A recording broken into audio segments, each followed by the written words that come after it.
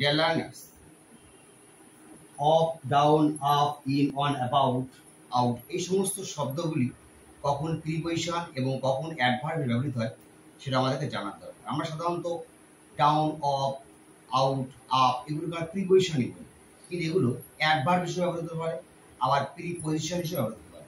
তাই কখন কিভাবে ব্যবহৃত হবে সেটা আমাদের জানতে হবে। মনে রাখতে হবে যে এই সমস্ত ওয়ার্ডের পরে যদি নাউন থাকে তাহলে সেটা প্রিপজিশন হিসেবে কাজ করে, অর্থাৎ এই সমস্ত ওয়ার্ডের পরে যদি নাউন থাকে তাহলে এগুলো প্রিপজিশন হিসেবে কাজ করে, আর এই সমস্ত ওয়ার্ডের পরে যদি কোনো নাউন না থাকে তাহলে অ্যাডভার্ব হিসেবে কাজ করে।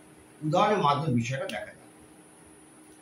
দে পুট অফ দ্য মিটিং, এখানে অফের পরে দ্য মিটিং নাউন আছে, তাহলে অফটা প্রিপজিশন হিসেবে ব্যবহৃত হচ্ছে। দ্বিতীয় উদাহরণে she brought up the child, এখানে আপের পরে দ্য চাইল্ড নাউন আছে, তাই আপটা প্রিপজিশন হিসেবে ব্যবহৃত হচ্ছে। 3 নম্বর উদাহরণে দে ফেল ডাউন, এখানে ডাউনের পরে কোনো নাউন নেই বা কোনো শব্দই নেই, তাহলে ডাউনটা এখানে অ্যাডভার্ব হিসেবে কাজ করছে। 4 নম্বর উদাহরণে গো অন, অনের পরে কোনো নাউন নেই, তাই অনটা এখানে অ্যাডভার্ব হিসেবে কাজ করছে।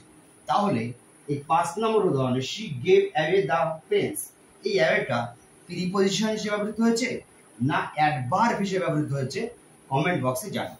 Thank you.